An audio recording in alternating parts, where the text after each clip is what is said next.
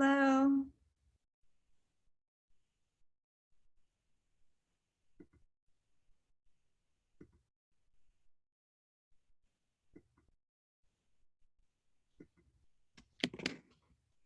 Hi, Carol.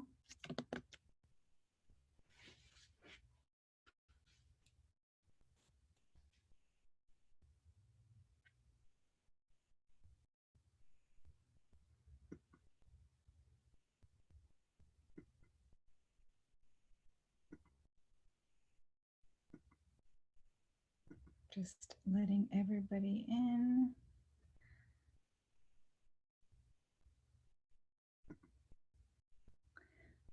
So we came up with an idea today. Nathan and I realized that the reason why we can't see your faces is because you're attendees instead of panelists. Even though technically I'm the panelist, I really would like you have the option for us to see you guys today, especially today since it's our last one for the week. So what I'm going to do is we're going to promote everybody that it's called promoting everybody that's an attendee to be a panelist, which basically means we can just see you and we can all participate. And then whatever, if you want to choose not to be seen, there is an option for you just to go off. If you kind of toggle the bottom left of your screen, it says stop video. That just means no one can see you. So you can always do that anytime you want. So when Nathan comes back in, he'll be in charge of making sure that you guys all get to that level where you can share your video. Today we're going to be talking about productivity and efficiency and organizing your time and your space.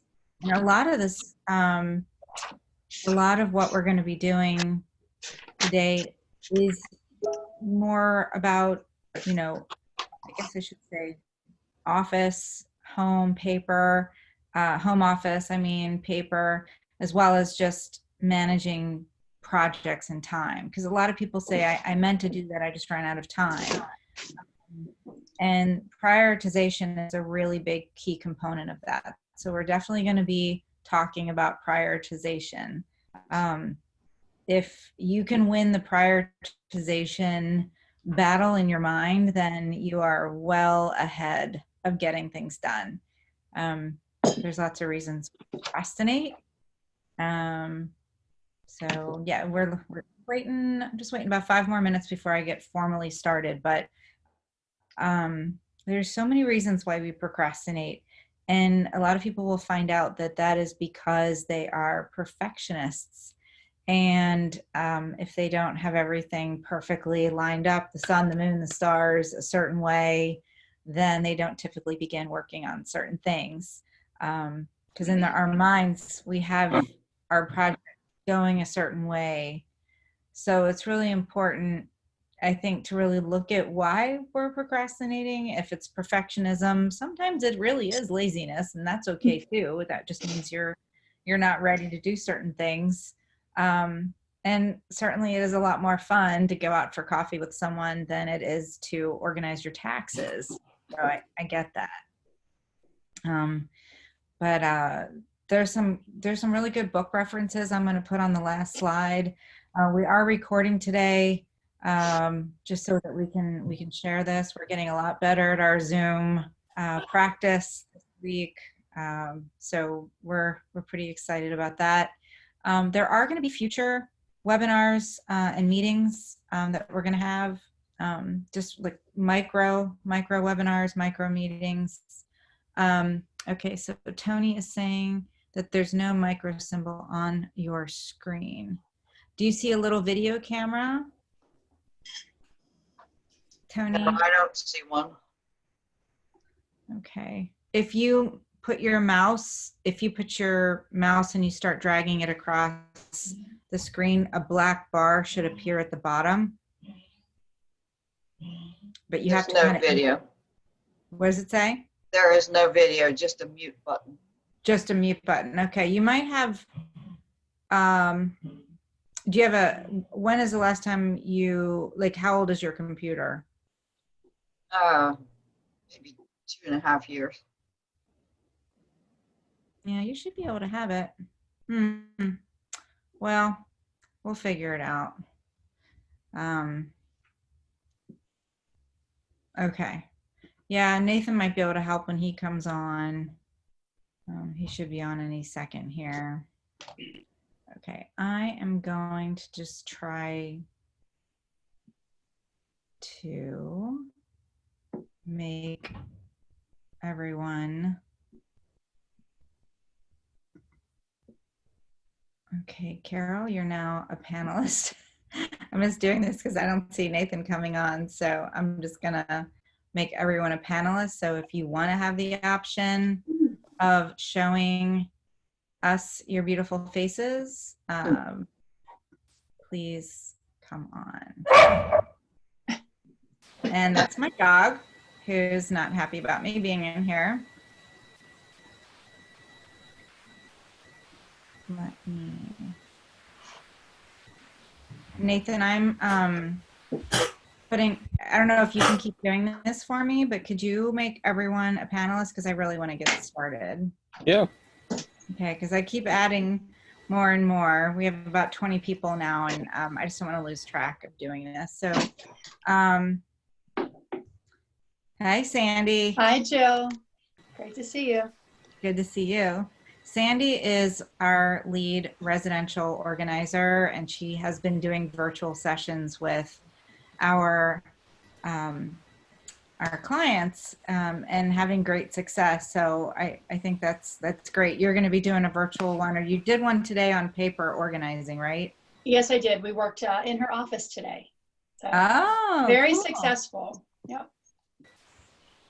Okay, well, since we have one more minute before we go into this, why don't you tell us what that looked like?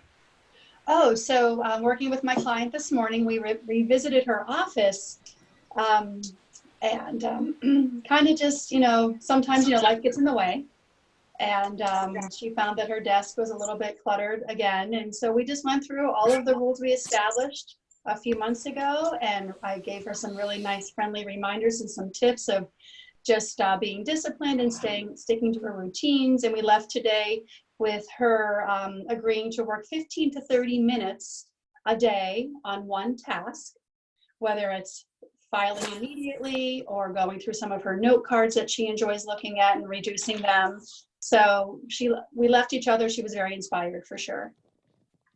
Oh, cool. Cool. Thank you. Yeah. And so how did you do it? Did you do it on an iPad or on, how did you do it? Like so, iPad, computer? We did FaceTime. Okay. We did FaceTime and it worked. The other day she sort of put her little telephone in her master bedroom and propped it up. But today really it was a lot of talking things out.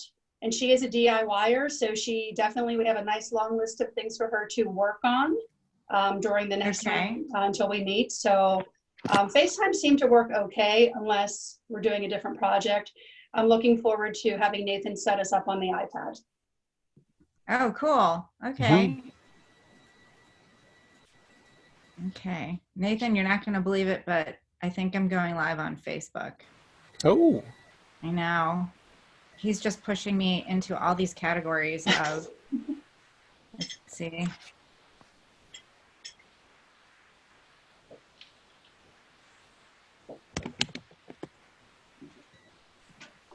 Whether we like it or not, it seems that Facebook is where the market is. Yes. Okay. Okay. Let's see if I can make this happen.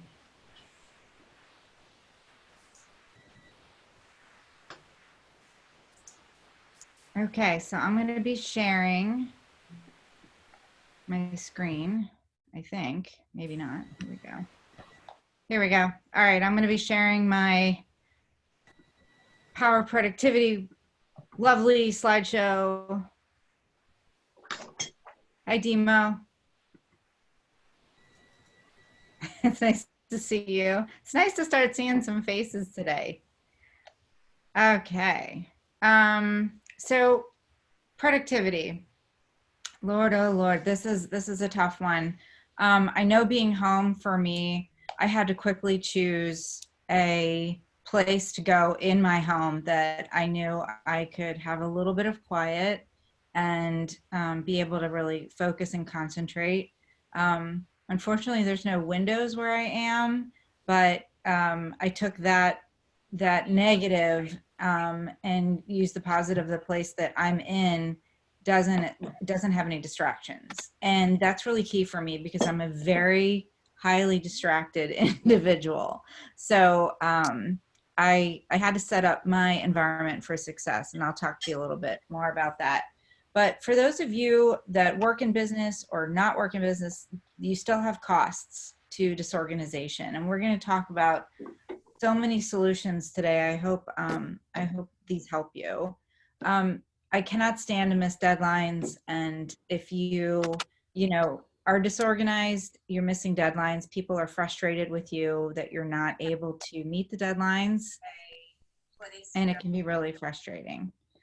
Um, if you're not organized, you can't find things. And even if you have a Google Drive, even if you have stuff on your computer, it is frustrating not being able to find something that you need when you need it right away so that you can send it to someone, so you can read it. I know, my clients are like, I just don't know where I put it on my computer.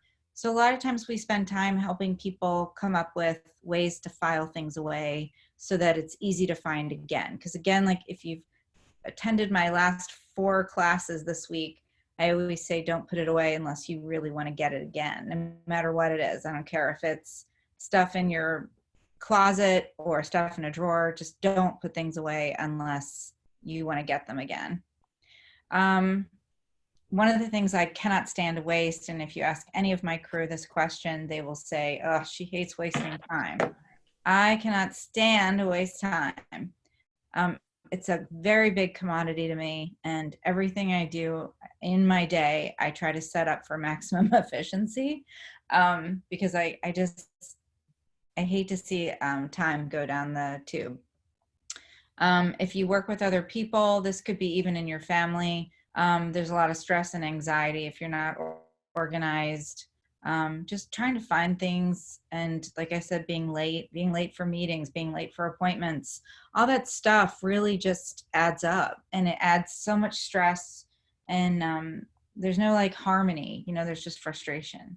And you don't want to let your team down or your clients down, and if you're not organized, other people are affected. So there's 3 ways we're going to talk about getting organized and productive today. The first one is prioritizing. The second one is project and time management. And the third one is to create that organized home environment, home office environment when you guys, if some of you are going back to work, when it's safe to go back to your offices. Hopefully these skills will transfer for you. So there's always so much to do. I mean, you guys have lists. I showed my boyfriend my Asana. We use Asana, and we'll talk about that too. I have everybody at Discover Organizing uses Asana for their task management. And he saw my list and he went, oh my God. I said, I know, it's really long. And when I showed Nathan my list, he said, that's child's play. You should see my list. And I was like, oh my God. And I got to look at his Asana yesterday, and we reprioritized, didn't we, Nathan? Mm-hmm. And we went and we delegated, I think, 10 things to 2 other people on our team just by sharing that. Sometimes it's really easy to prioritize. We somehow, when it's like life or death, it's like, well, it's easy to make decisions in that type of environment. We just have to, in this case, get out of the cave in time. But in everyday life, when we're not sure what's more important or the other, it's really difficult to figure out how to juggle the most important things in our world and our value system versus our activities. There's a quick exercise, if you guys have pen and paper, that I'd like you to do. with me. It honestly will take less than a minute to do. So if you guys have pen and paper, or you have a notepad on your computer, however you do this, if you want to use notes on your phone, doesn't matter to me. Just write down the 5 things that you care about doing the most, 5 of your passions, 5 things that you really, really enjoy doing. Just take a 30 seconds and just write down, these are my top 5 favorite activities to do.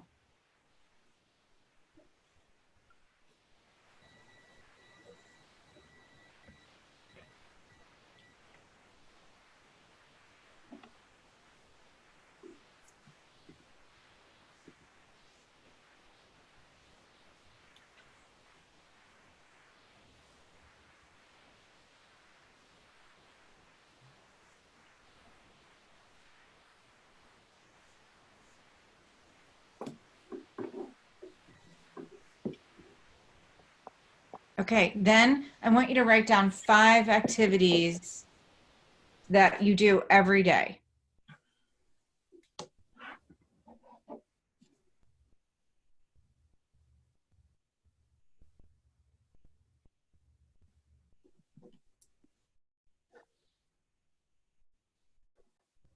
Things that you absolutely do every day, no matter what.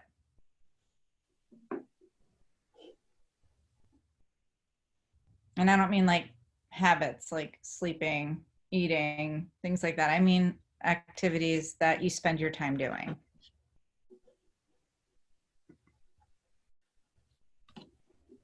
So the purpose of this was, and when I did it, it really, really shocked me when I realized that I was absolutely doing maybe one thing that was in my desired list of things to do every day, and I was barely hitting that. I was barely doing it, and it was writing. Writing is my absolute favorite thing to do. I'm working on a book right now. I'm working actually on 2 books right now. I just finished writing one with a co-author about aging by the decade and how to age successfully and be more organized and such. But we're not, we're about to send it to be published, but I wasn't writing at all for years. Like, it was my favorite thing to do, and I wasn't doing it because I was being busy doing all these other things.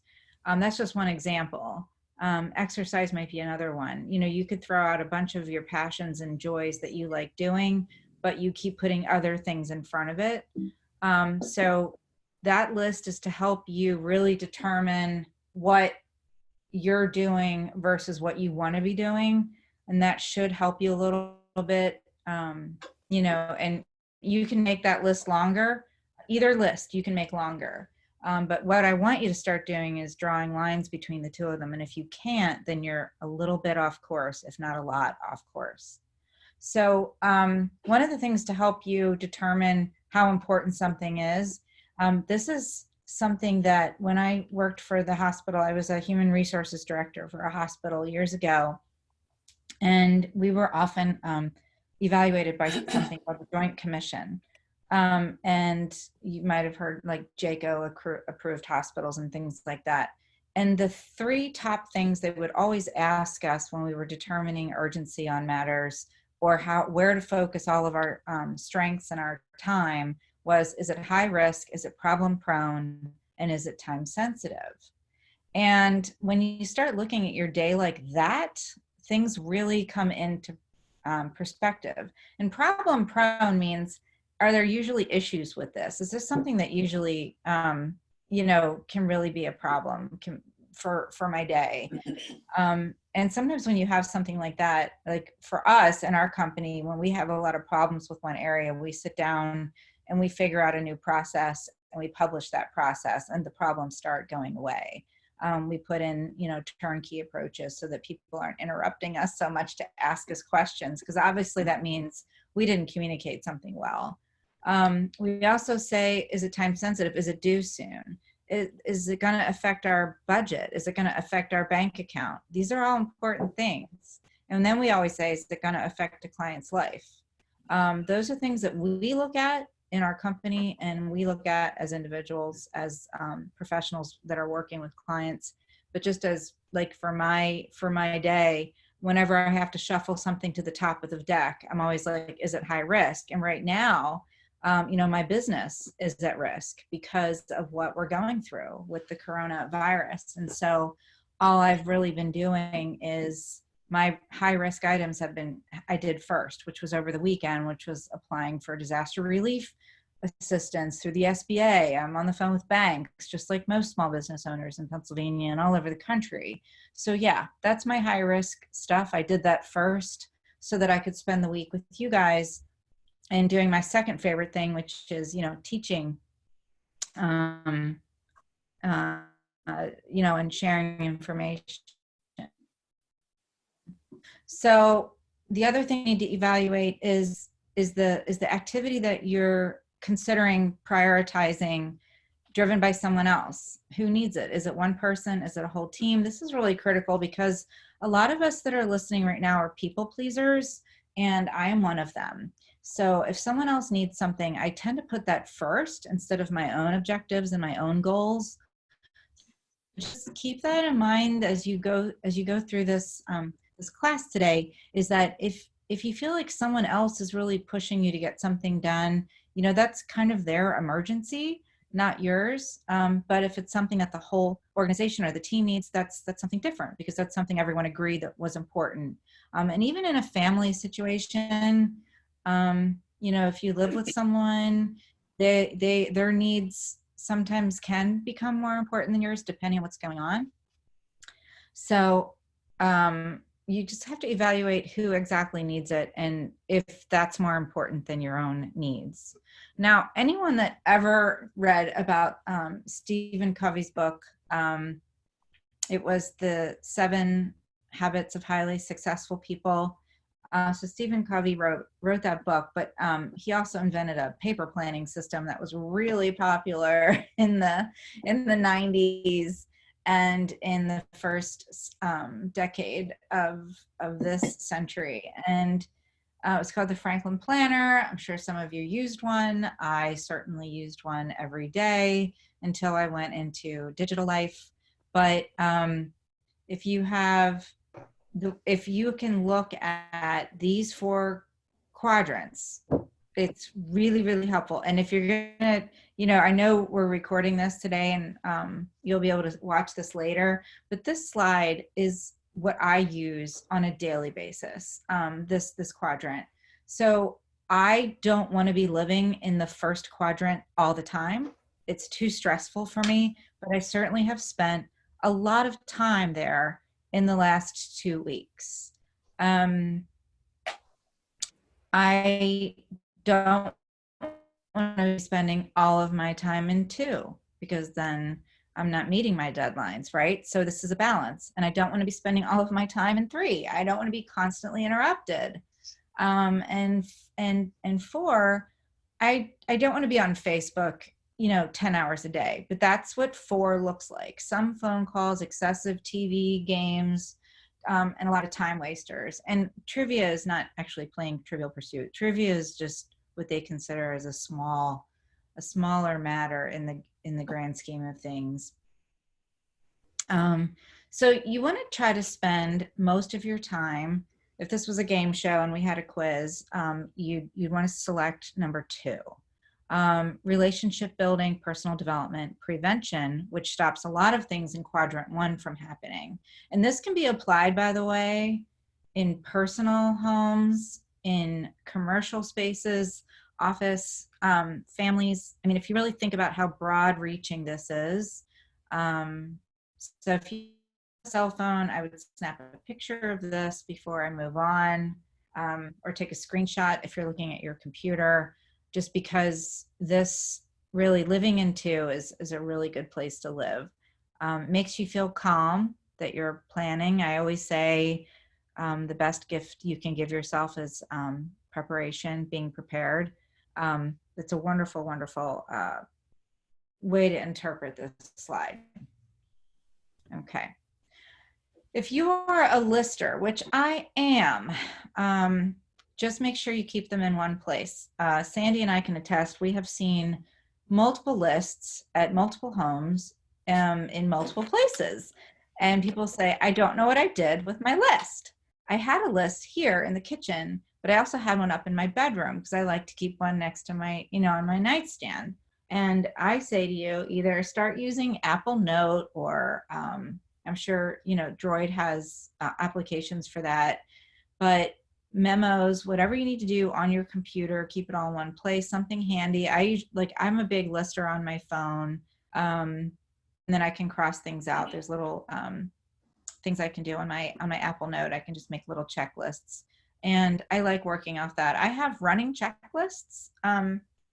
One is for when I'm packing. So I have a travel one for vacation and a travel one for work because the wardrobes are completely different.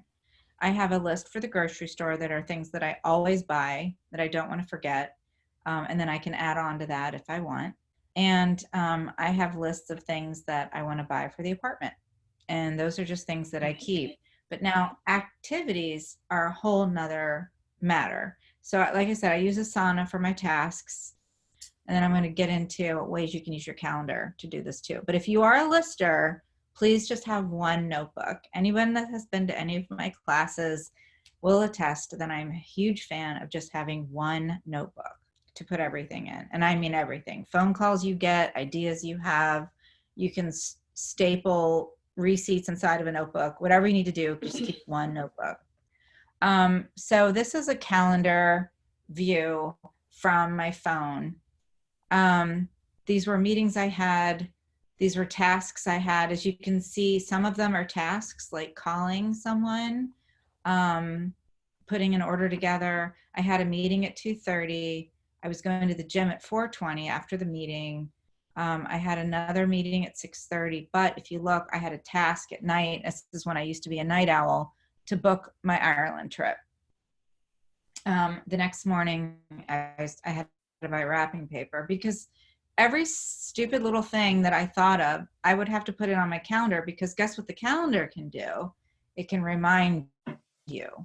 So it would give me an alert 15 minutes prior, an hour, a day ahead of time. I set up my Google alerts and my calendar alerts to help me remember. Because again, like I said in the beginning of this webinar, I am a little scattered. I need my tools and my helpers to, they're integrated into my electronic devices to help me remember things.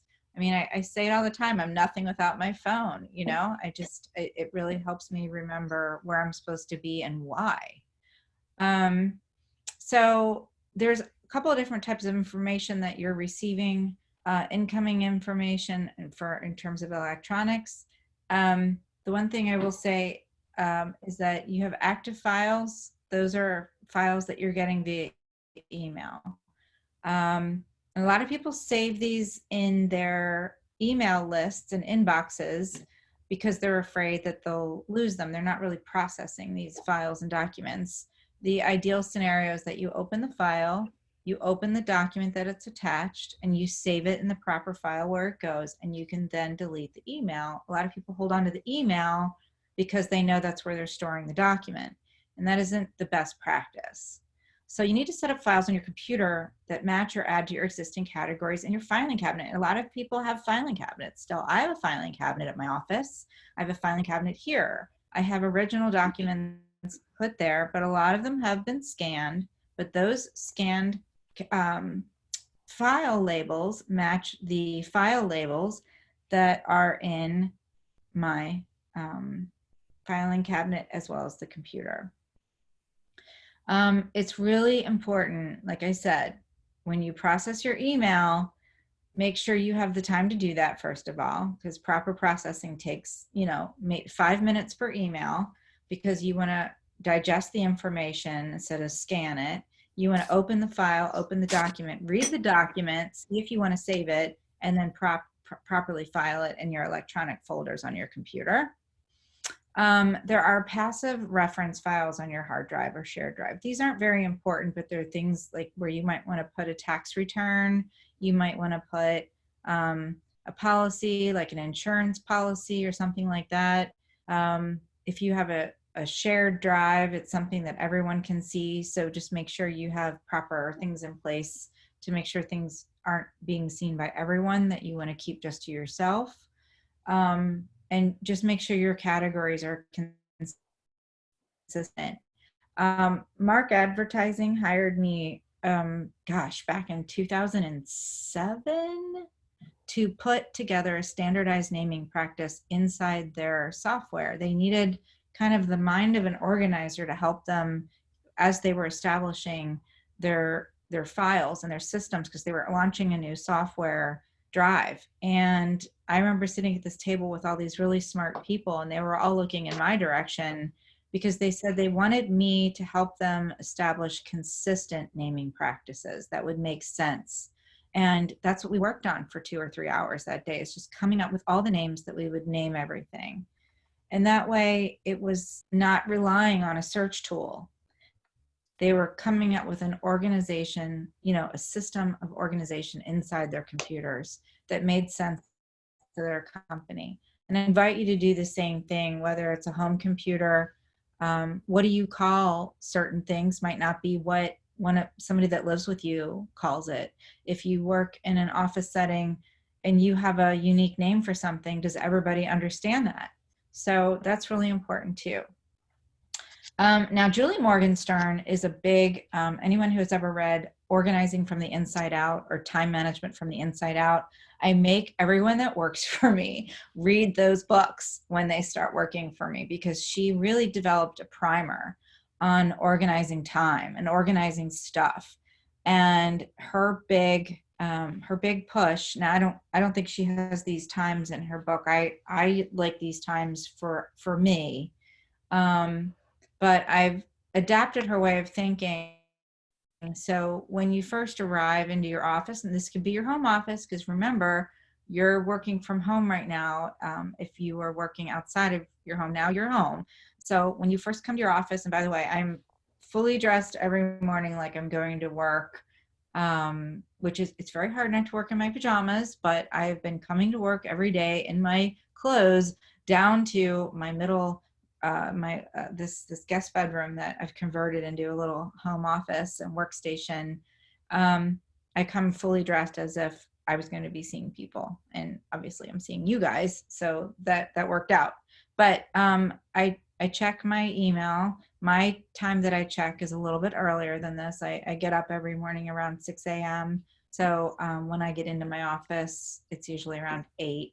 And I try not to check my email laying in bed, because I don't mind reading news or seeing like that when I'm laying in bed, but I really want to kind of get up and get my day started. And that can be a huge time sucker, laying in bed reading my emails. I'll never get out of bed if I do that. So just putting those good habits about, checking your email is really important. So when you first arrive in your office, obviously before lunch, so that you can respond to people before they go to lunch, because a lot of people were waiting for you to respond to them. Mid-afternoon is a great time. And then late afternoon is usually, we're going to talk about this too. My dad taught me some great tricks about closing out your day, and I'm going to talk to you about that.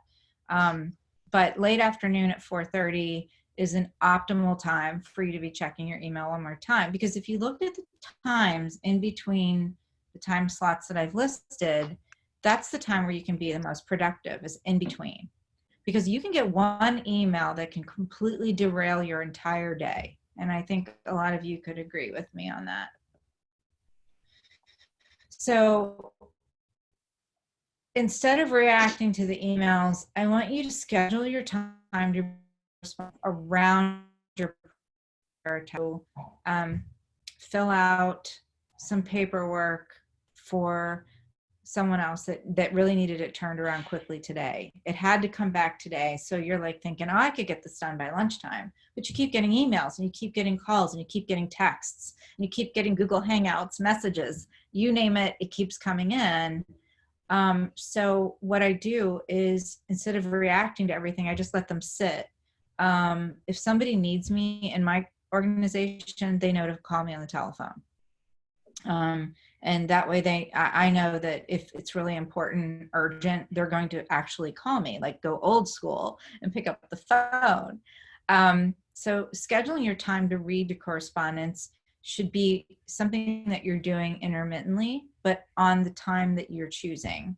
So if you are reading and reacting to the emails, provide yourself with at least 30 minutes each segment to do that. So going back to this slide, 8:30 to 9, you should be reading and responding. 11 to 11:30, read and respond. Now, you may have tasks within those emails. We'll go ahead and set those tasks up within those time periods where you can be productive. And really, I say the same thing about paper mail. Anyone that's been to my paper classes know how I feel about this. Please do not open your email if you don't have time to do all of these three things with it: reading it, processing it, and taking the next step with it. Super important, because if you can only just read it, that's not really fully reading your mail. That's just looking at it.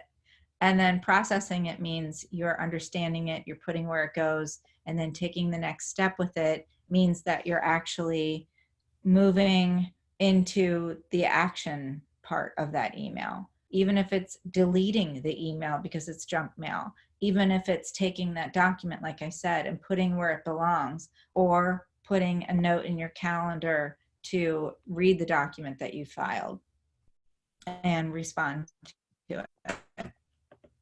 So I always tell my clients, build your buckets first, because you pretty much know what categories you have in your life, but there's three main buckets that are action buckets that you should have. And you can set these up as file folders, physical file folders, as well as virtual file folders in your computer. Action, you could just really have three file folders sitting inside your desktop or in your mail account. One, action, you need to do something about it. Two, waiting, you can't move forward yet because it's not time, or you're waiting for someone else to give you something about that. And then archiving. So it's something that you need to hold on to, but it's already been processed. So only handle it once is the same thing, just like a piece of paper. Anyone that went to my classes this week knows how I feel about the Ohio technique. It's wonderful. It means that you've touched it once. Now you have to decide about it. We use that when it comes to clutter. We use that when it comes to just reorganizing something to make sure it's in the right place. So really evaluating everything. And yesterday I stayed after our photo organizing class with about 10 of you that decided to stay with me and keep me accountable. And I processed photos this way. I looked at every picture one time, made a decision about it. Am I going to keep it? Am I going to toss it? Or am I going to, take some time and put it in the A photo area, which was to make an album out of it. So it's really cool. Like, this technique is a really critical technique if you're using, as you're processing email. So open an email one at a time, make sure you've processed it completely, and then put it where it needs to go, even if it's in the delete folder. I'm going to talk to you now about how you can filter some emails. It's really important to be able to filter emails so that you're only reading what's critical. Now, Google has come up with a really cool way of doing this, to put things in their right file folders, whether they're social media, whether they're advertisements, and I have that going. So I'm only reading the important emails anyway, but I've also, I have some screenshots of how I've set up a filter for me. But I just want to talk about it. If you do get updates or newsletters, that you're like, this is a nice company, I like reading their newsletters, I'm going to create a reading material folder. So you can create a reading material folder inside your email, whoever your email company is, and you can send them there. You can send all that stuff there. And then when you do get time to spend in that quadrant 4, right, you can go there, or quadrant 2, depending on if you use reading material in your work for research. If you like to keep certain coworkers organized in categories, you can create folders for them or the project. If those of you that use Outlook, I'm just going to quickly go through. There's 4 slides. There's Outlook, I have 2 slides, and Google, I have 2 slides, or Gmail. So since you guys are going to be getting a recording of this, you'll be able to look at this again. You're welcome to take a screenshot. But in Outlook, you want to basically determine where you want certain things to go. So I have this one set up to move to deleted items, but you can also click the second button down and move it to a new folder in your computer. And then you have to see that third one says, delete these messages. Don't even put them in my deleted folder. I'm a big fan of unsubscribe, but sometimes, that doesn't always work. But if you can start using keywords like sale and, opportunity or whatever, if you want to just put into a new folder so that you can review it and then delete it. This screenshot just simply shows you where to find the rules menu. The rules menu will always say, will say something like, always move messages from wherever, stockfootageforfree.com, into the garbage. So you can start really kind of siphoning these emails off to Neverland pretty quickly. The Gmail filters, this is something I set up for you guys to see how I do it. We're really working hard on a new website right now for my speaking business and for our cleaning business. So if I get an email from Nathan, who is on this call, and he's our CIO, and he's working on the website, and I really care about that right now. I want Gmail to tell me that something has come in and it's a priority. So I'm always looking for emails from him within the last 3 days that have to do with website, analytics, Google Wix, and SEO. And then I can put that in my filter. This is very easy to do. It's a drop-down box from the top of your screen if you're a Gmail user. And then I can apply labels. I can always star it. I have that one circled because that's the one I usually use. I like to star, and then I go back and I read my starred emails every day at 4:30. I can say never send it to spam, just in case, people say, oh, that must have gone to my spam folder. Well, in this case, anything that like if there's somebody that you like to get mail from, and if you say never send it to spam, then it won't go to spam. So that's cool. You can label it, you can forward it. So in other words, like I always like Therese, who works for us, to get a lot of stuff that Nathan sends to me. So if it has to do with the website, then I will have it automatically forwarded to Therese for review.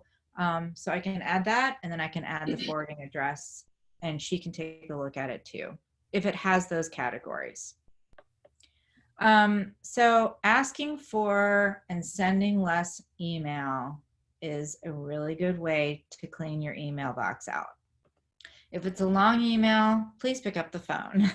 Schedule a meeting. Invite somebody to a meeting. I'm sure a lot of you are, you get caught in the email thread disease, the syndrome where there's like a million emails with the same subject line in the header. And honestly, that could have been like a 10-minute meeting over the phone. If you had more than one person that needs to talk about it, just add them in on the call. You can do that with any self, just add a caller. You can make a little Zoom room for yourselves and just have a virtual meeting right now. Zoom rooms right now are free for the first 30 days. You can have up to 10 rooms, and you can have different Zoom rooms for different purposes and different people. So schedule a meeting versus emailing. It's probably a welcome thing right now to see another person's face and to hear a voice instead of, lots of emails and text messages. I always say this to everyone that works for me, and they start having stream of consciousness and they feel that now is a good time to tell me everything that's in their brain. I say, can you put that in the parking lot? And basically what that means is just start an email to me. And every time you think of something new you want to say to me that is not critical, because critical, I hope you're calling me. But if you have more ideas, put these ideas in an email. and then at the end of the day, send it. Okay. And one of the things I should also say is that there's opportunities that you have that you can send the email in Google anyway. You can send an email at a desired time. And if I get time to do that at the end of this, I'll demonstrate how I do that. But I schedule emails to my team to come in at 8 o'clock the next morning because they already have a ton of things to do. And I don't want to just be sending them an email, because if the boss sends them an email at 2 o'clock in the afternoon and they're in the middle of working on 10 things to get things done by the end of the day, the considerate thing to do for me is to send them an email to arrive at 8 a.m. the next day. So that gives them a fresh slate. And you can do the same thing. It's a very kind thing to do, especially if it's not critical or problem prone. All right. So some of you, including myself, have been guilty of sending bad emails, because bad emails get bad results. Just in the interest of time, I want to just move forward with this and just say, your subject lines mean everything. If you can send a really good subject line, these are my top 6. You want to try to do that. So urgent, action required by today at 5, action required by Friday at 3, action required, give the deadline. FYI means this is not important, but I just need you to know this. That gives people a break. They don't have to open that email right away. I need a resource. I need help, And if you need to say, I need a resource by today at 2, that's going to make me open that a lot faster. A meeting request. Now those are coming through a lot of Google calendars these days. So you'll get a meeting request from Google Calendar if you're with us. And then something specific. If you want to send a meeting agenda, if you want to send notes on something, tell them exactly what it's from. Tell them exactly what it's for in that.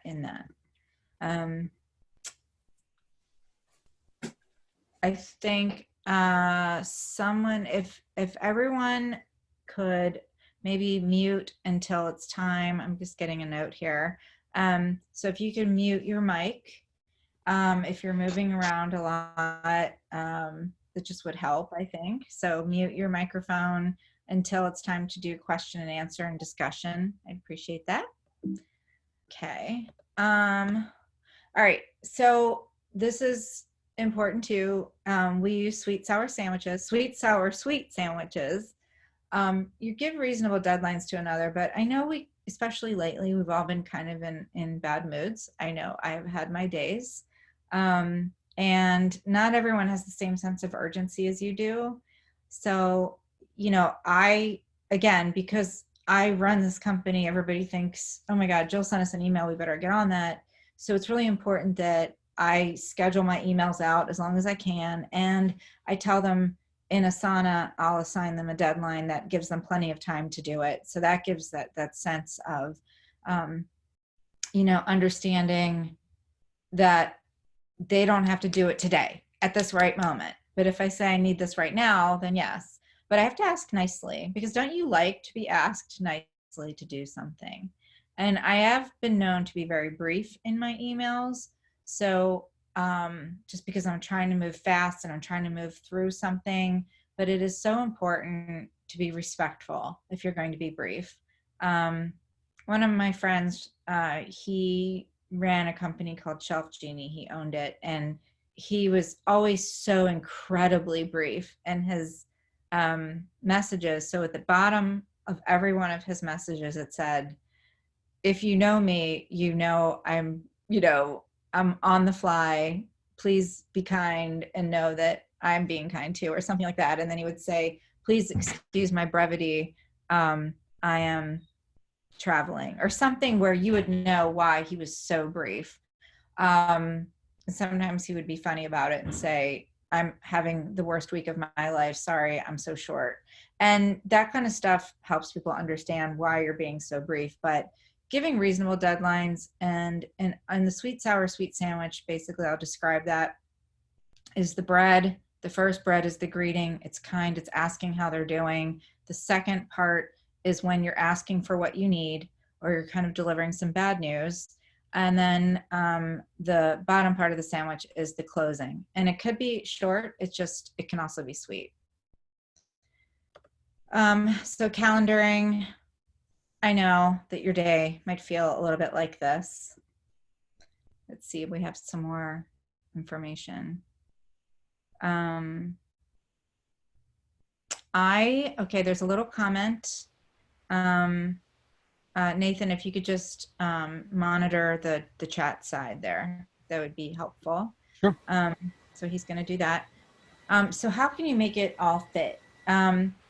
So making, sometimes you feel like Tetris, I certainly, when we're organizing someone's garage that might be cluttered, trying to find homes for things when there isn't much space is the same thing as you're trying to find homes for activities that there isn't enough space to put in. So your time might be really crunched and you keep getting asked to put more and more in. And that is very frustrating. But sometimes we self-impose our own Tetris board. So I use color coding. Each one of my employees has a color, and that helps me know where everybody is. It also helps me manage their time to see how much time they're using in their day for certain activities so we can be more efficient. This could also be your activities. When I used to be by myself with only one employee back in the beginning in 2003, 2004, I would put my activities, give my activities a color code, and there was only 3. One was anything that involved making money. 2 was personal time, so that was time that didn't make me any money, but they were important to do. And if I saw too much time on tasks and not enough time with my kids, or not enough time developing myself, like exercising, that was also pink. I made that the pink color. I would see everything was off balance. And I knew for me, I needed to strike a balance between the money-making activities, the tasks that I was doing to support my life and my business that weren't going to make me any money, but were important to do. That would be quadrant 2, and then and 3. But the third one was the time with the kids. That was really important to me because growing up, I really, both of my parents worked really long hours, and I really missed them. And so I wanted my kids to feel like they were getting, enough of me, not in a helicopter sort of way, but just in a way where I could be present for them. So I use reminders. This particular reminder was for me this was a task that I had set up. I had done a presentation for IUP's Career Services Center, and I wanted to see how I did. I wanted them to tell me how I did. So I set this up as a task. And then if you see down there, it says notifications. I'm going to get an email 10 minutes before I want to have that done. And it's going to be a pop-up notification. And that's how I reminded myself to call IUP that day.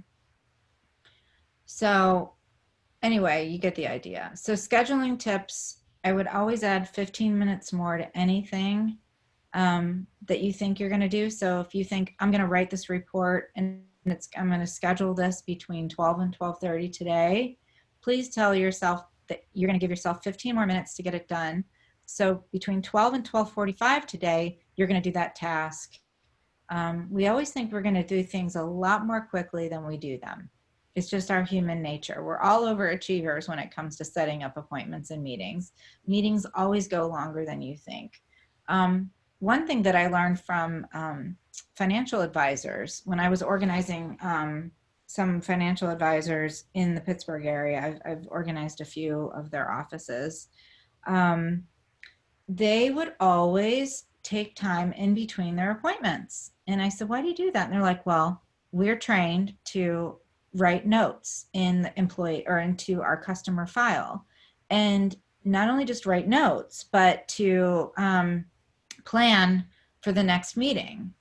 And so we always give ourselves 30 minutes in between our meetings if they're on the phone. But if they're, if we're traveling, we usually pull over and enter everything into our database and then move forward to the next meeting. We don't move to the next meeting unless we've properly planned for it. So I thought that was really cool. So organizing your day, for the first hour of the day, make sure you're organized. Nathan does this every morning between 9 and 10. Checks his calendar over thoroughly, make sure everything's mapped out properly for the day. He checks in with the team. If there's any voicemails that come in from the night before on our system, he listens to that. So it's a routine, right? Between 9 and 10, he has that time to place those calls and send those urgent emails. And at the end of the work day, this is the thing I want to tell you about my dad. So he always had every day 3 pieces of paper or 3 files or 3 things on his desk. And I would go to work with him sometimes. He ran a hotel my whole life. As a kid and as an adult, that was his life. He was a GM of a hotel. And I would say to him, what are you doing? You know, when he first started doing it, he goes, well, I'm setting up for tomorrow. And I was like, well, what do you mean? He goes, I always set 3 things out that I can't finish right now. I said, why won't you finish it? He goes, because then I'll keep making 3 new things that I have to finish. But I want to go home and be with you and your sister. So let's set these 3 things out. And then we would go home. So I thought that was interesting that he did that. And so it was a pattern that I created for my life. And you could do that with your regular life. It's time for you to make dinner. So, you know, I'm going to put these 3 things out for tomorrow, but no more than 3, because the whole day is going to be filled up with a lot more than 3, guaranteed. But those 3 things were the 3 burning things that you didn't get to finish. So I'm going to just breeze through this because I'm going to get to your physical space. Using your meeting minder, this was critical. When I was at the hospital, it was so important to say who was doing what by when and follow up. I have a little picture of what I used back then, but I still use it now. I just implement it into Asana now. And we put the steps needed to complete inside the Asana task. So it's always the project, the name of the project, you know, the steps needed to complete, who is responsible. And you guys, this works for home management really well. So if there's a project you want to do for home improvement, there's a project you want to do for self-improvement, what we never get to do is list the steps that are needed to complete it. And then who can help you? Who is responsible? Why, when? And then really put those deadlines in and manage the deadlines. So information and paper flow. Here's your workspace segment of this talk. Our current work files near your workspace. This could actually be true for your kitchens. A lot of people work from their kitchens. They have a little command center in their kitchens. And everything is just so scattered. So I really want everything that you're working on right now to be near your workspace, and anything you're not working on needs to be put away somewhere in a passive zone. And where is your passive reference located? It just should really be in one space, in one part of your home. It could be a bottom drawer of a filing cabinet. It should be labeled, but always map out those zones before you set up your files. So really determine, where do I like to work? Where can I keep my stuff handy when I work? And then, do I have active reference nearby?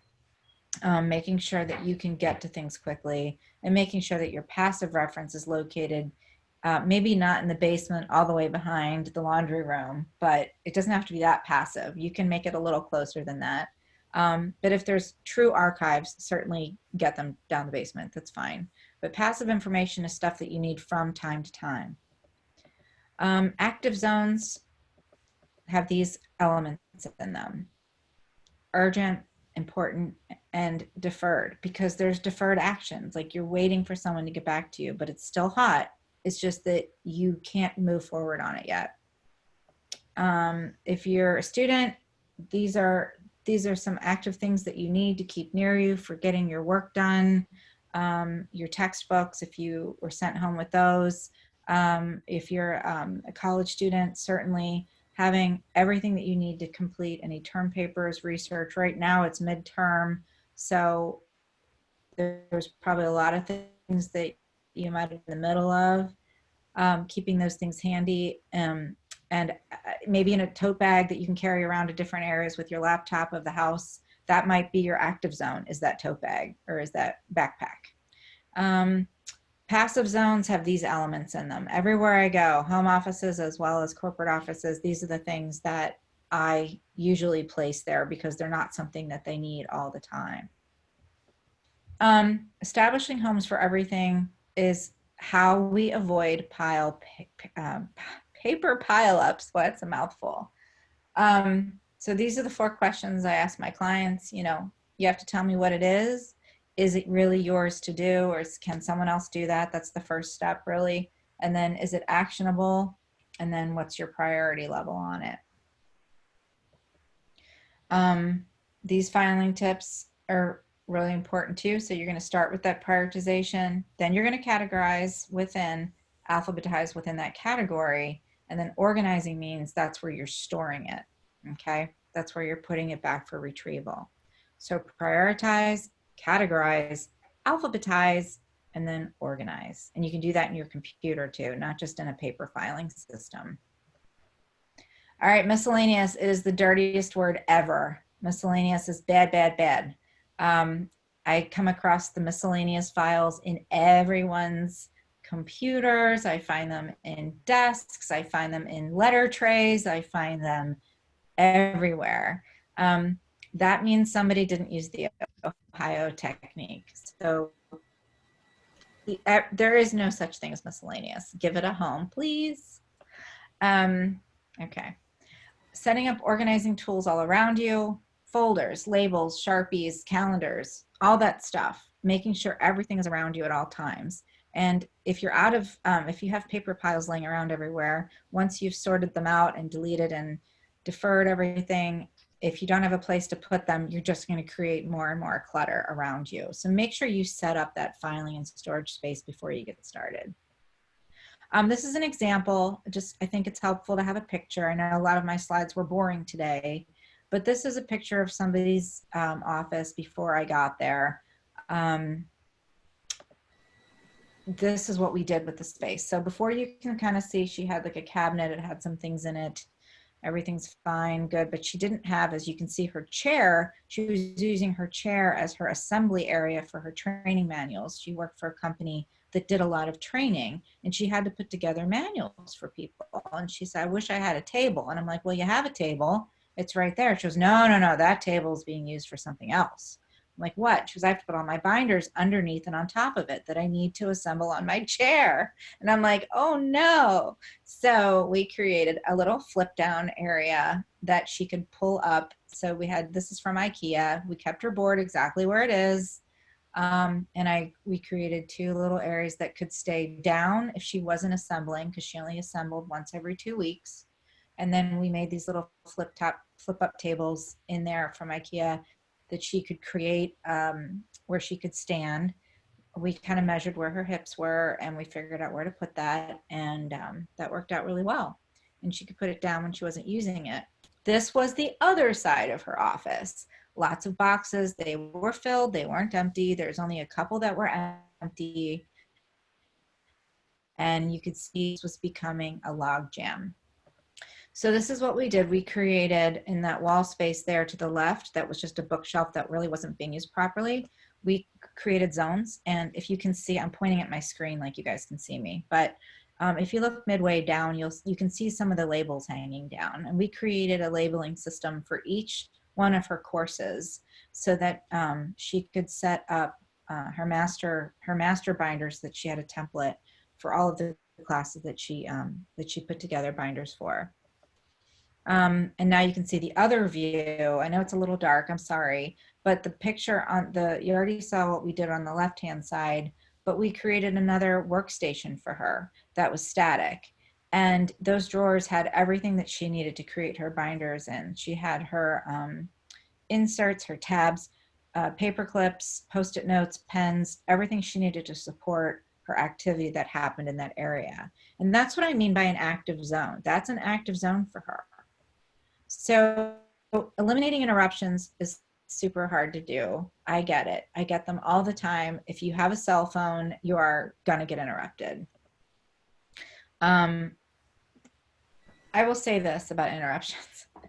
If there's a couple of simple techniques to do. I flip my phone over and I turn the ringer off in my productivity times. I don't answer. I also wear an Apple Watch and there are no sounds on that. If I'm getting a call, it will vibrate on my wrist. And then that way I know I have to stop working. But when I'm in the middle of trying to get something done, I flip my phone over and I make sure there are no sounds at all. If I'm working on my computer, I turn off my sound on my computer and I make sure that I can't see any. And right now, somebody's just having a question. So let me see what we have here. Demo. Yeah, I'm gonna need that TPS report. If anyone ever saw this movie, we simulate this movie pretty often at my office. This is called Office Space.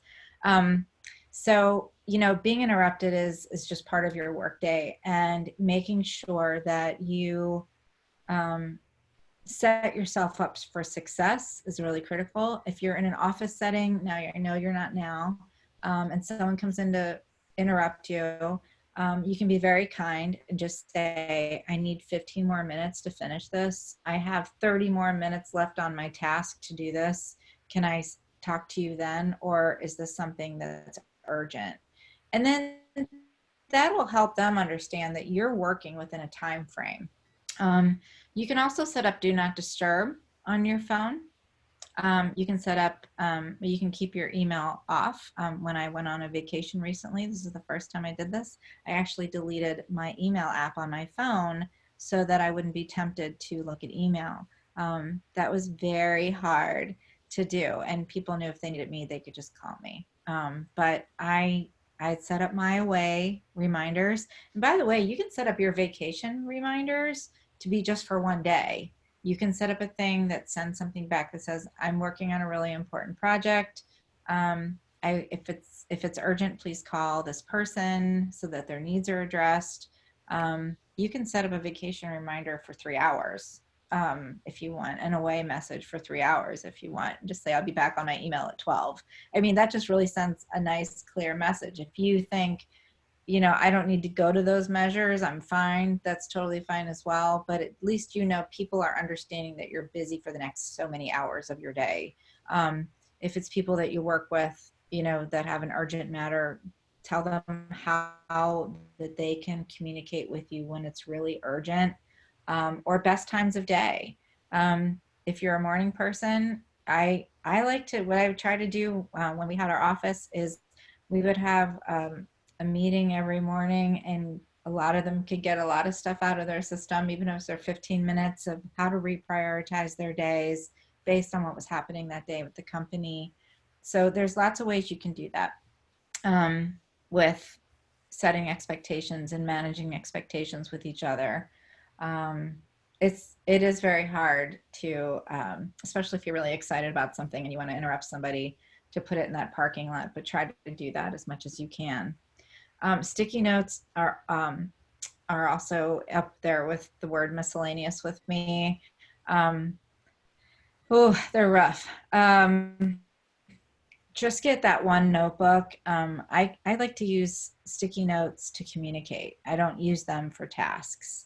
So I might put a sticky note on something saying, 5 copies of this, please, or have a great day, or great job, or something like that. But I don't use them to be a task manager, and I invite you to not do the same. So I think this is my last slide. Sorry that I went over by a couple of minutes, but you want to establish homes for everything.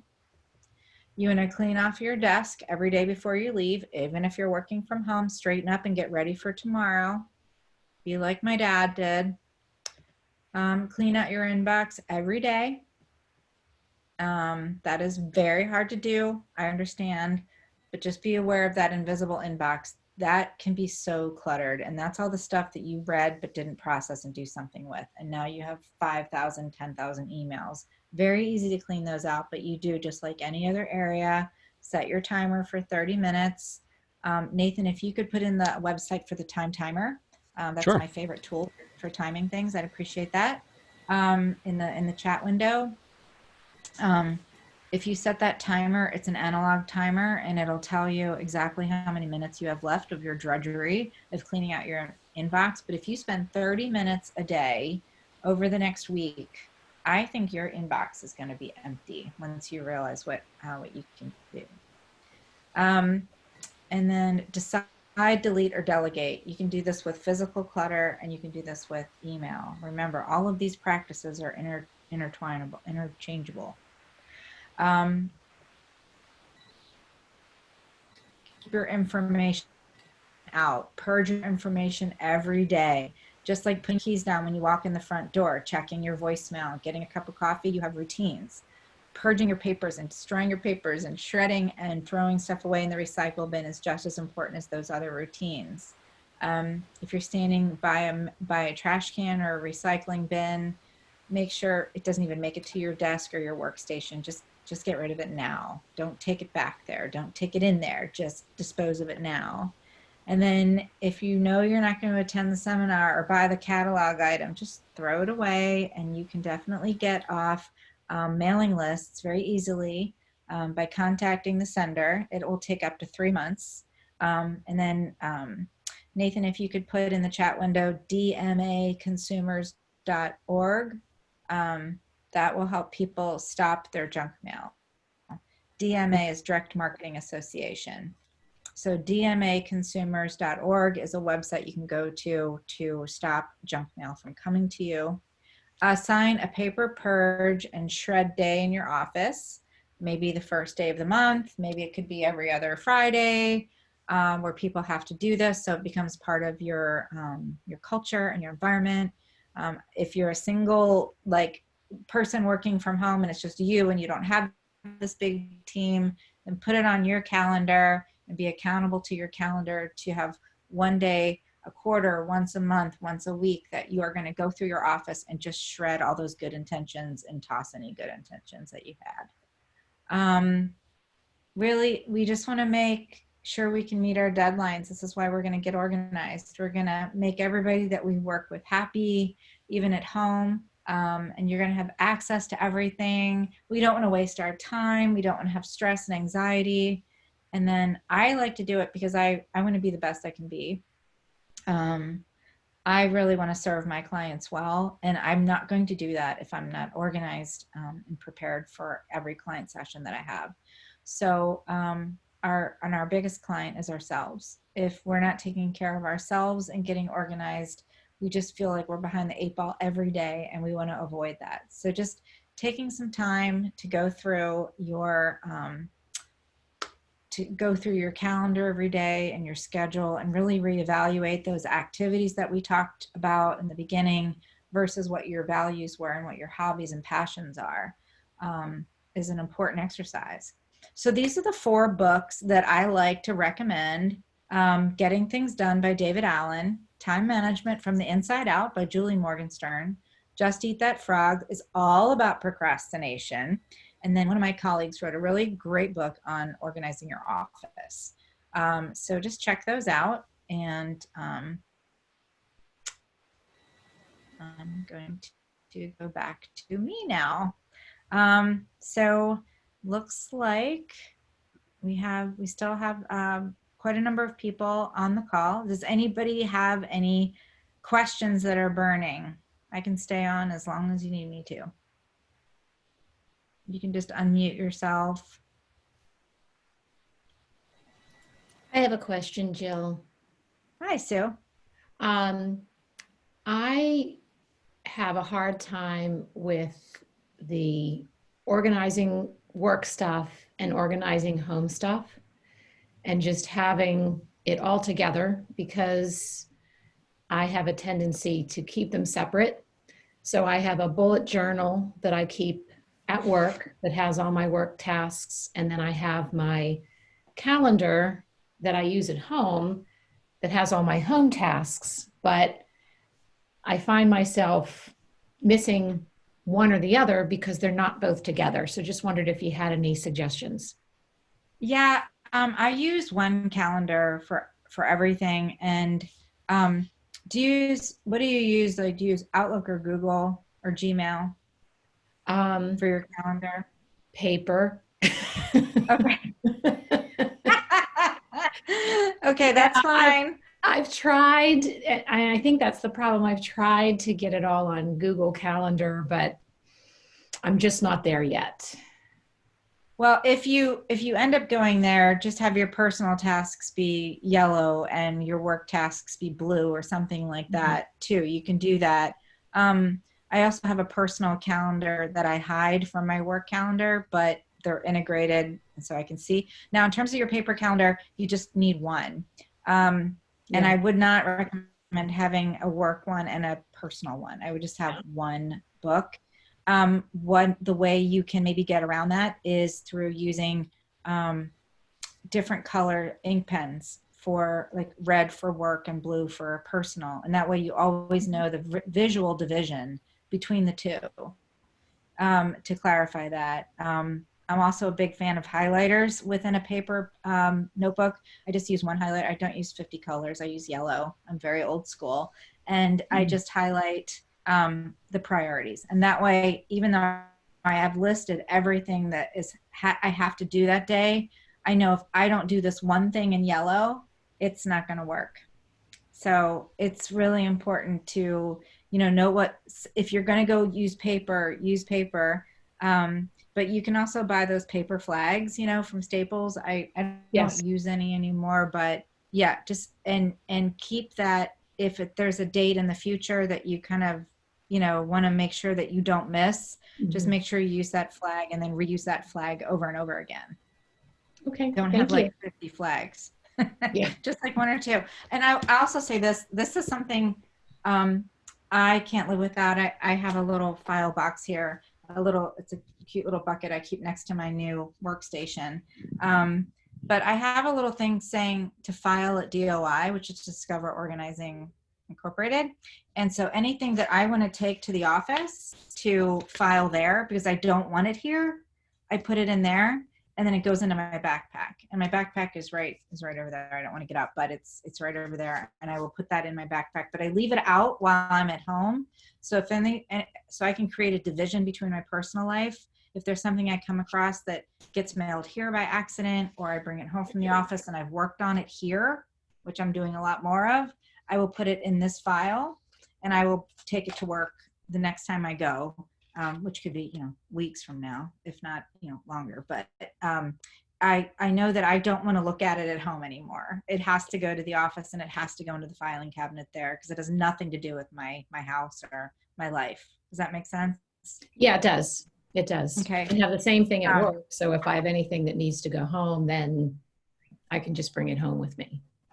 Yeah, perfect. And then one of the things, this is really beat up. This is what I used for like 10 years, and I've emptied it. I don't know if you guys can see this. It's a Pendaflex Pile Smart, obviously well loved, well used, beat up. I love this thing because it has all the different categories for home management, and you can buy this online at Staples. They're under $10. And they basically, I put in all sorts of stuff, but they're basically big empty folders, and then there's a rubber band, and this drops right down inside of a filing cabinet perfectly, but it also can just be out on your desk all the time, and you can work out of this. It's a Pile Smart. It's for pilers, and I'm a piler, so this really helped me. I just cleaned it out recently. Every year tax time I clean it out because it has a lot of financials in it. Does anybody have any other questions? Yeah, Jill, this is Carol. Hi, Carol. Hi, I missed the part where you talked about sauna. I have no clue what you mean. Oh, okay. Asana. I'll type it in. See, I can't believe I didn't think of that. That's my fault. Asana, there you go. Asana.com. I will share with you very briefly. I will share my Asana with you guys. Let's see. So I have to get out of this, I think. There we go.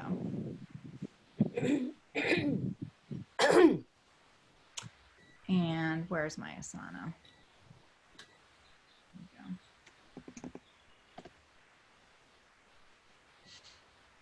So this is what Asana looks like as soon as it loads. It has recent projects. Let me just get over. Let me expand this. My tasks. There's a lot, and I can categorize my tasks in here. I can add a new one and say what it is.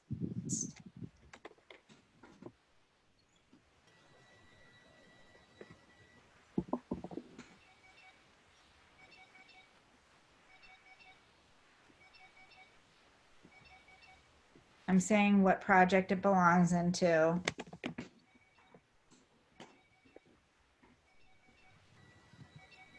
I'm writing a little bit more about it. And the most important thing is I do have to call him today. But what's cool about this is I can add, whoops, I really should have worn my reading glasses. I can add a due time. I told him I'd call him by 2 p.m. Is this easier to use than the tasks in So now I'm Outlook? done. Now today by 2, I have to call him and I will get a reminder from Asana. I believe this is a little better than the Outlook task. Boxes that if people, you know, when people get, you know, if there's somebody else on this task with me, they'll also get notified. So this is my Asana. And you can see on the left-hand side, we have teams, residential organizing, photo, marketing, business clients, administration, speaking business, domestic, senior move management. You can create your own, okay? I also have a little personal one, personal projects that I won't show you. My NAPO Pittsburgh board, we operate out of Asana too at times. So you can create personal projects for you as well. I hope that helped, but it's free. Asana is absolutely free to use. But it does not integrate with Does anybody Outlook. else have any questions? It does integrate with Google Calendar and Google. Oh, Nathan, I can't hear you. Yeah, she can't hear me either. But I think. Oh, sorry, you go, Nate. I was going to say, I know Asana integrates with Gmail and Google Calendar. I'll have to look into seeing if it integrates with Outlook. But if it integrates with Google, I assume it would. But otherwise, you're entering these in a whole new application, and that seems to me like duplicating tasks, if you will. If you're already Yeah. using a system that works for you, I would just stick to that. Okay. I mean, Any Asana system you're is using is going to be better than a system you don't. right, exactly. And Asana is a little bit more geared towards businesses. I mean, I use it for my personal use as well, but it is definitely more geared towards like teams and like team management and project management with other people. But it does have a lot of useful tools that can let you Thank you. accomplish the same things as other task management things.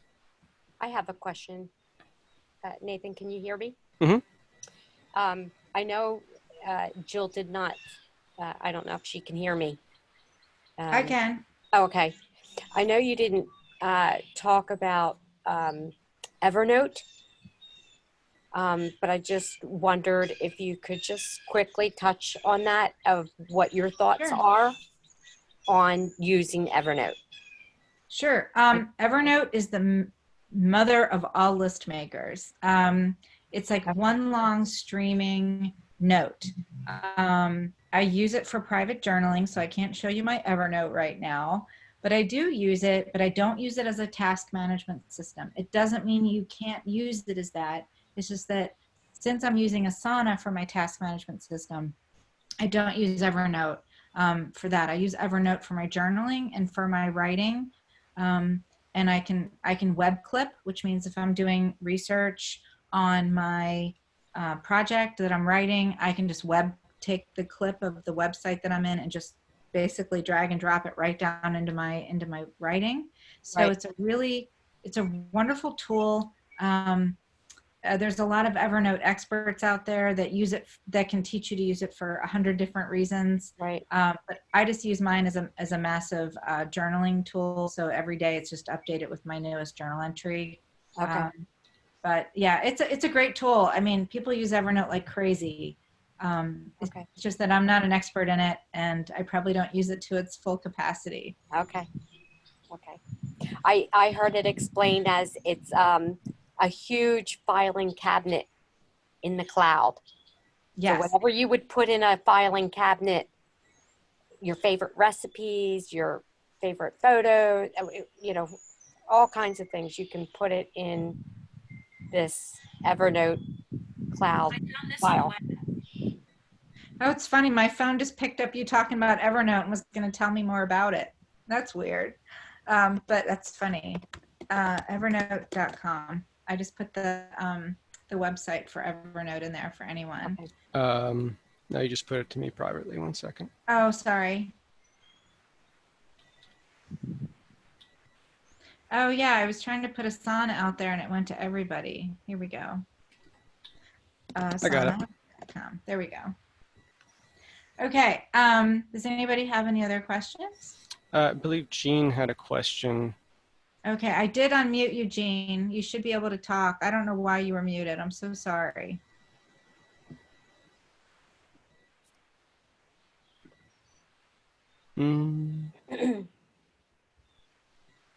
Yeah, I did. She's not muted. No, everybody's unmuted if you want to say anything. Hi, Jill. This is Becky. Hi, Becky. Thank you so much for this week. It's been great. I have a simple question that probably goes back to the beginning about clutter. But Okay. if you were to go out to your mailbox now and you came back in with your mail and you had your Bed Bath & Beyond coupons in there that you may not use and you may use, what do you do with that? With the coupons? Right. Okay, so I have a folder called Want to Buy. And I stick coupons, any offers, things like that, it is in the folder called Want to Buy. And that folder is critical because I can clean that out once it starts to get a little bit too fat. So if I get a catalog from Athleta, Right. I love that store, or Title IX because it has a lot of surf clothes and water clothes. I'll put that in there. But I'm just not ready to decide or go shopping or anything like that right now. But I know I'll probably shop there. But if I don't buy by the time the next catalog or deal comes in, it just gets pitched. But sometimes I'm like, ooh, I have a gift card for Athleta. I'm going to go buy some running pants or something. Then it's right there and I can go look that way. I cannot look online. Okay. So it's just a manila file folder that I keep right in my workspace and it says Want to Buy. And if not, you can use one of these things like a piler and put offers or, coupons or something like that. And then this way, this thing can just go with you in your bag.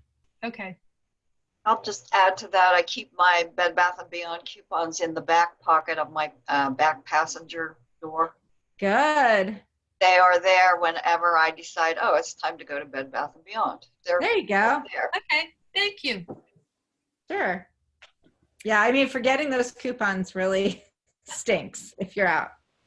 Yeah. But I just want you to know something I do use with Bed Bath. I did pay for it. I think it was $20 or something, but it's an annual fee, but you have an app on your phone and I get 20% off everything I buy all the time. So Okay. it's just an app. It's their app, but I'm a member, so I get everything 20% off. I just show them my phone, they scan it, and I don't have to bring any coupons. Nice. Great. Yeah.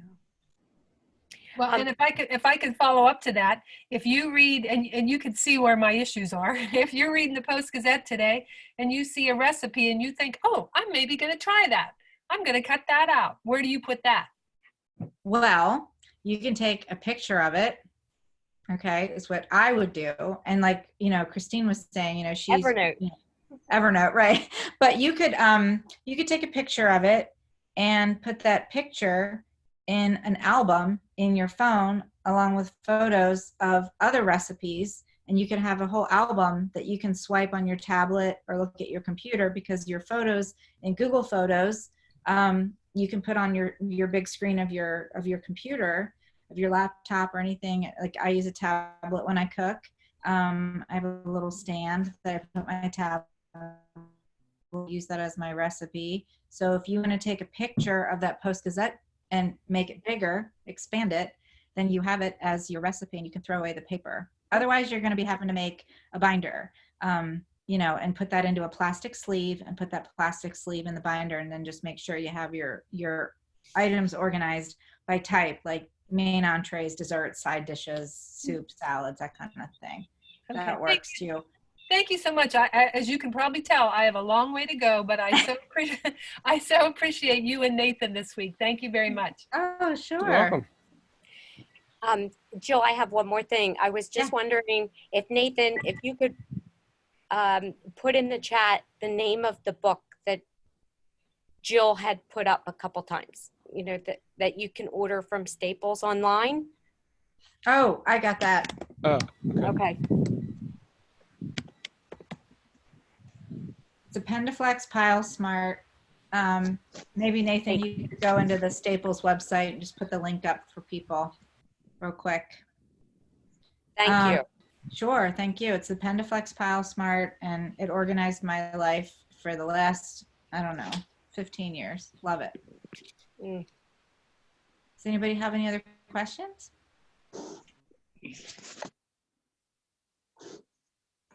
Hmm. I do, Jill.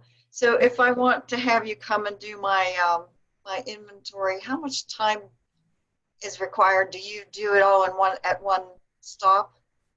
We can totally do it all in one stop. If we're going to do it all in one stop, we usually have two people come out because one person's taking pictures and uploading and the other person's putting in the information that you have about the home inventory. So, you know, we could do it all in one day with two people or spread it out over 2 days with just one person. And I assume that with two people, it's twice the fee, right? Well, our first, right, but it's, yeah, it's $80 an hour for an organizer, and it's $75 an hour for any additional organizers. Okay. And they're all trained in this, so they're very efficient.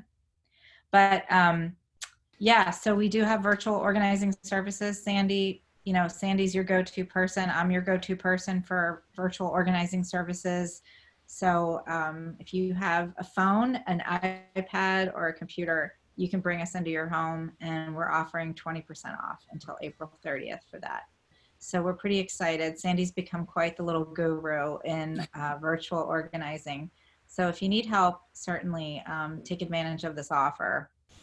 Jill, you've added a lot of services since I've first known you. And I did use the girl for photography one time. It's very good, helpful. But have you ever gotten into caregiving? I'm a financial advisor, and I see my clients aging, and just wonder if you're a resource for that as well. We actually work with Visiting Angels and a couple of other home care associations and home care givers. We actually organize their activities, and we organize all of their support activities. So we do try to partner with them, and then Sandy works with somebody that right now has Parkinson's, and the caregiver is there when she's there, but she organizes the activities and helps the client with more in-depth things like paper management, financial management, and then they work with a financial advisor and communicate together. So that's how we kind of partner, and we're there during the initial assessment because we usually know our clients pretty well and what they need. But we don't actually do the caregiving. Great, thank you. Sure, thank you, everybody. Any other questions? Okay, we are going to be doing some, you know, sending out of this link of this particular recording so that you can look at the slides again and whatnot. The other one that we recorded was yesterday on photo organizing, so that's available as well. And you know to go into our website and go into the contact form, put in your information, and we'll send you whatever you require or whatever you request. One bonus thing for all of you that are on is I am seeing if I have it up. Let's see. I want to be able to give you a handout that I have that is not, oh, here it is. I'll share my screen with you guys for anyone that's still on. This is something I'm going to be sending all of you.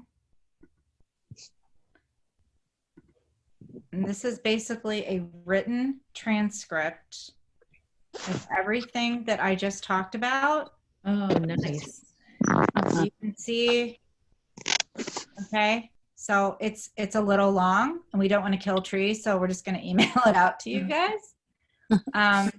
So it's going to have all the tips. You guys can keep this on your computer or print it out, but it's 9 pages of information, and hopefully it will really help you get organized in your offices.